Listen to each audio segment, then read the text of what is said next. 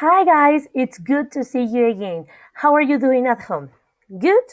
Great. I hope so that all of you are okay at home. So, remember that to develop these sessions, you guys need to be sitting down properly and paying close attention to what are we going to talk about today.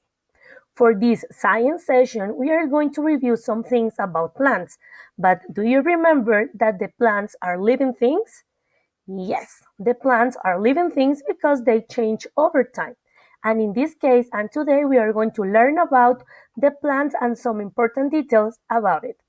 The first part, it is going to be for us to watch this video that is going to remind to all of us some specific vocabulary about the parts of the plant. Let's see it.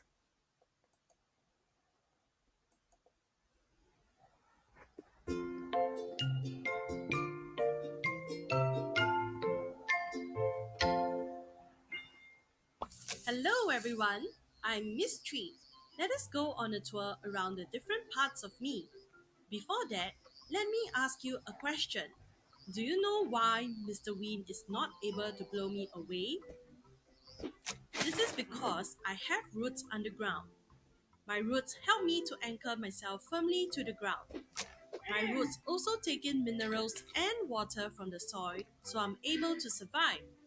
The water that is taken in by my roots will be transported through the water carrying tubes in my stem to the different parts of me.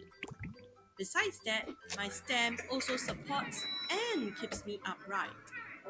The water that my roots have absorbed will reach my leaves, which will be used together with sunlight and carbon dioxide to make food for myself. This process is called photosynthesis, and this is how I make food. Don't forget about my beautiful flowers, which are my reproductive parts that would develop into fruits after pollination and fertilization. My fruits do not only contain seeds. My fruits are also a common food source for animals and humans. Yum yum! The seeds that are found in my fruits will germinate and form my new baby plants, which I call seedlings. After this tour, I hope you know more about me. See you around, little kid. Good guys, now that we check what are the parts of the plant, we can begin with our topic of today that is going to be plants classification. The plants can be divided in different groups, but in this case we are going to talk about the flowering and non-flowering plants. In the case of the flowering plants are those plants that has flowers and that can create new plants through the seeds that can be out of the fruits from those flowering plants. And also we have non-flowering plants that are the ones that doesn't have the flowers and uses the spores to create new plants. Let's keep those two words in mind, seeds and spores. For example, and the idea is that in this moment you guys are going to observe this picture and you are going to try to classify these plants as flowering or non-flowering plants. Let's try to do it. You have 30 seconds to do it.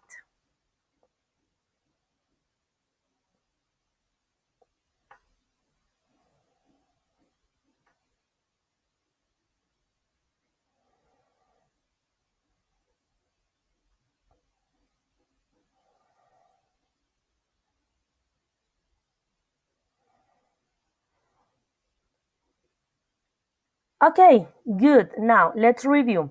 What about this first picture? It is what? A flowering or a non-flowering plant? What do you say? Good, it is a flowering plant because this plant has flowers on it. What about this big tree? What do you think? It is a flowering or a non-flowering plant? It is a non-flowering plant. You are right. So in this case, we have three examples of non-flowering plants and three examples of flowering plants.